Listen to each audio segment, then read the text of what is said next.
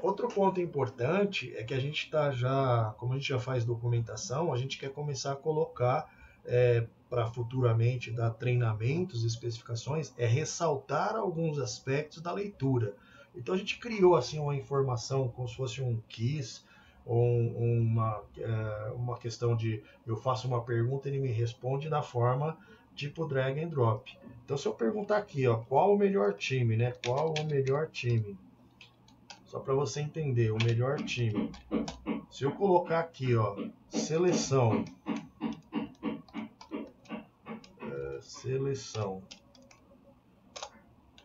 Real Madrid,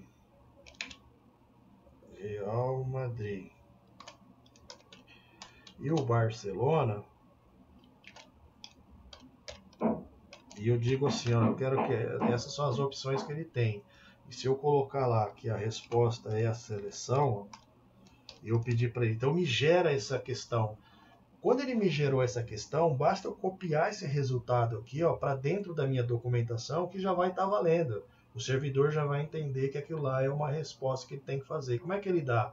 Se ele clicar aqui e arrastar, a resposta em vermelho está errado. Se ele colocar o Barcelona, está errado. E se ele colocar a seleção, ó, da verde, está o melhor time do mundo. Então deu para entender esse conceito que nós já estamos treinando, aprendendo para fazer, para poder gerar essas questões lá para serem elucidativas no texto, na leitura que ele faz. Bom, eu já te falei que eu sou aficionado por música, né? Principalmente dos anos 80. Então eu desenvolvi mais uma outra rádio aqui, que essa eu uso até para uso pessoal, né? No meu celular, que é a aplicação que a gente gera em HTML5, eu consigo converter para PWA, que ela vira como se fosse uma aplicação mobile. Então aqui, ó, eu visualizo as estações, né, como eu gosto da música dos anos 80. Quando ele identificar a música, ele já consegue fazer uma animação aqui, ó. Eu aqui eu posso diminuir o volume. Então fica bem legal isso aqui. E a gente quer colocar isso também dentro das documentações. Outro aspecto importante é assim, para a gente reduzir a quantidade de textos digitados, é a gente associar em links e traduzir esses links em um pop-up que demonstre através de um vídeo, né, que ele diz uma imagem, um vídeo, um áudio, para assim ressaltar e detalhar com maior grandeza, sem precisar ficar escrevendo muita linha de texto. Então aqui no caso, se eu quisesse aqui colocar um link em documento, ele me abriria um pop-up de textos, imagens, áudios e vídeos, né? Isso dá um poder muito grande que a gente consegue reduzir o que a gente quer transmitir ao usuário de forma muito simplificada. Uma outra coisa legal que a gente está testando é o seguinte, na documentação chega uma hora que o cara, para ficar cansativo, a gente começar a colocar recursos para, tipo assim, dar um descanso na mente, mas que mantenha ele empolgado, se divertindo na leitura, né? Então a gente criou esse jogo de palavras que eu vou criar aqui, ó. Vamos supor que eu queira buscar essas palavras aqui, ó, para ressaltar do texto que eu estou passando para ele. Então, assim, ó, instrução, prova, conhecimento.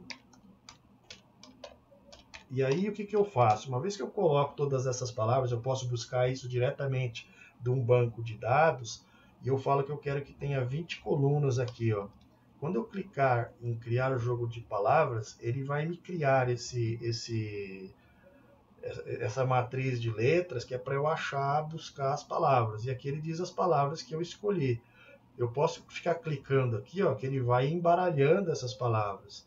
Então, assim, se eu manter as palavras fixas, ele embaralha, eu posso buscar num banco de dados que eu vou renovando a cada momento ou a cada situação que eu quero passar para o usuário, né?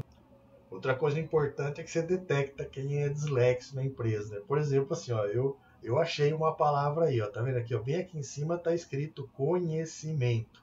Vamos supor que eu marque aqui, ó, conhecimento.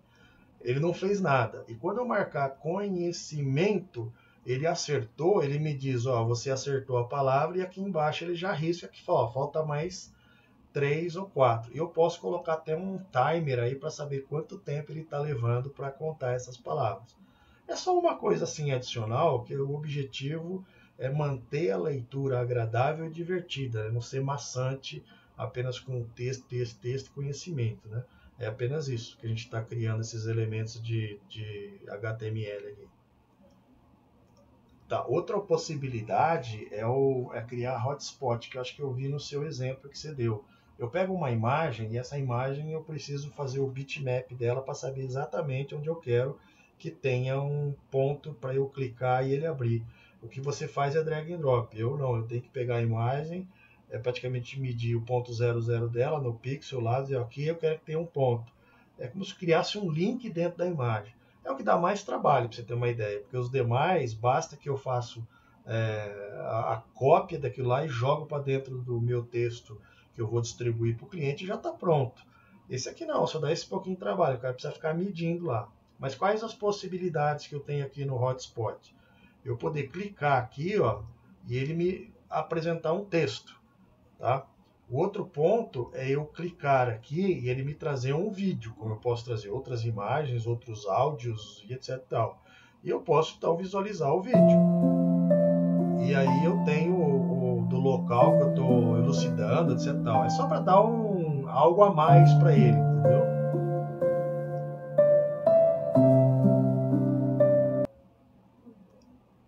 Tá. Outra possibilidade é eu associar uma imagem dentro de outra imagem. Isso é só as possibilidades que eu possa ter de criar o hotspot. Mas eu confesso para você, 99% eu não uso esse hotspot que dá mais trabalho para ficar achando a posição. O de vocês dá de 10 a 0 no nosso. Mas a gente tem como fazer, mas deixa esse de lado, tá? Outro elemento que nós criamos, que é muito legal, é a gente colocar entre uma instrução e outra, ou colocar dentro do sumário daquela instrução que nós estamos passando, é colocar um joguinho para ele, que é o joguinho tradicional quando eu era da época do meu colégio. Então eu posso escolher jogar contra o computador, o jogo da velha, né? Jogar com o computador, eu escolho uma posição, o computador escolhe outra. Eu escolho uma posição, o computador escolhe outra. Eu escolho uma posição, o computador escolhe outra. E assim sucessivamente, até terminar. Tá? E eu tenho também a posição de jogar contra outra pessoa. Né? Eu jogo aqui, alguém vai jogar aqui. Eu jogo aqui, alguém joga aqui. Eu jogo aqui e assim sucessivamente. Ok? Desculpa, apenas lembrando, isso aqui é só para dar uma diversão, para não ficar maçante o texto somente em leitura técnica. Tá? Eu lembro que você falou que você tem timeline. Nós também temos um recurso de timeline e eu posso criar eventos associados ao timeline, né?